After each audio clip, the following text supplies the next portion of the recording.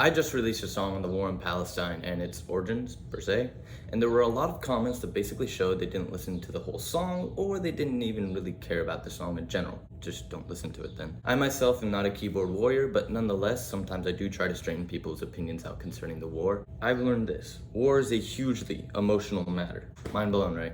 Yeah, but if we really try to understand that 90% of the people who are shouting, screaming, crying, protesting are only doing this based on their emotions concerning the war. And let's be honest, everything they see on social media. I've also noticed that when I reply to some of these short-sighted comments with a decently long paragraph, about 600 words, explaining the real origins of the conflict, people do one of two things. They don't reply, which means they either have no idea what I'm talking about, or that I've convinced them, but who in the world would ever admit that they're wrong on the internet, am I right? Or they basically say, stuff happened hundreds of years ago, it doesn't matter today. Yes, it does. This is also how a lot of people try to do it with God or religion in general. The why should I care about something that happened thousands of years ago kind of deal. This attitude is especially bad to use when approaching literally anything in the Middle East, because there, nearly everything has to do with religion. The whole Shia-Sunni split happened thousands of years ago. People still kill thousands over that. Ask ISIS, Al-Qaeda, and Iran. The Jews have been persecuted since their existence as a people, and there's no sign of that stopping anytime soon. I think it's because we as Americans have become so stupid and unattached to the rest of the world that we're just looking for a cause without knowing crap about what we're getting ourselves into. Give us something to fight for, screams America. So we become polarized. Everyone has to pick a side. You're either pro-Israel and a murderer, pro-Palestine and an anti-Semitic. There's no in-between. You can't make your own decisions. Pick a camp and fold with them. It's not exactly helping that our human nature is to belong to a group. So pick a side. Pick a side, everyone says. I've seen comments on videos of more centrist people that are trying to strike a balance, and the comments are like, no, he didn't mean half of what he said. He's just trying not to be censored. Obviously, he's pro-Palestinian. You're not him. Make your own video. Where in the world is the individualism that made America great? Guess what, y'all? Palestine needs independence. It's stupid to mess with Israel. Sounds contradictory? No, not really. Has everyone forgotten who started this war in the first place? Not the Palestinians. Now, could it be the Iranian-backed militia that's brainwashed the Palestinians for decades and has been firing for its civilians for years, put missiles in hospitals and ammo in mosques? Who? Aren't you talking about the Palestinians? Yeah, he is, but that was freedom from oppression. The Palestinians are terrorists. The Jews are Nazis. And so it goes. No, you idiots. It's Hamas. There's a third option. Frick the media. I'm not a genocidal maniac. I'm just an anti-terrorist. So sue me. No, not literally. Please don't. In another typical American stupidity, people seem to forget the existence of the West Bank, which is Palestinian and not being attacked. But isn't this an Israeli-Palestinian conflict? This is where 99% of those crazy comments from.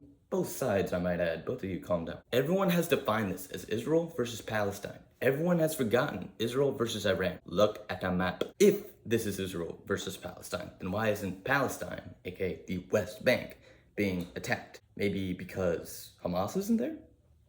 Mind blown. Maybe. Could it be that Iran is smartly using the Israeli-Palestinian conflict to hide the murdering of its own people who revolted in 2019 and 2021, to hide the fact that there are now Shia leaders in Shia minority countries like Lebanon and Iraq, and Lebanon is essentially controlled by Hezbollah now? Could it be hiding that Iran still shouts death to America and death to Israel? Could it be to hide their long-awaited nuke? Maybe the Iranian militias, Hezbollah, Houthis, Hamas, are trying to make that conflict, the Palestinian one, to get the USA to be so distracted. It's a good plan. And it's working. So, why should Israel continue the war? Hamas is on its last legs.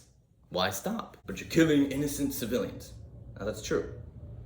I don't want to minimize that. But how many more civilians will die if Hamas continues to exist? Emotional people will say, killing is bad. Stop the killing. It's the right thing to do. While Hamas's leaders sit comfy in their homes on the other side of the Arabian Peninsula, ordering the deaths of hundreds of thousands and on the payroll of Tehran itself. The cold, hard, sympathetic, but logical people will say, Palestine is a problem for another day, but we need peace first. To get peace, we need to wipe out the terrorists and the extremism. That way the killing, the raping, the murdering, the starving, and the sex slavery will stop. Palestine, again, and I'm not going to minimize this, needs independence. They're heavily discriminated against in the Arab world, and more heavily discriminated than heavily discriminated means in America. I mean, their parents have been refugees for 3 decades and still can't get a job in Jordan. So they're discriminated against the Arab world. They're hated, and they hate the Jews, which are so conveniently their neighbors. So yeah, independence would be almost a guarantee of safety, a safe haven, much like what the Jews needed in 1948.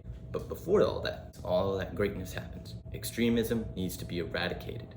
Like ISIS or Al-Qaeda, Hamas needs to be destroyed. Free Palestine? Yeah, from Hamas.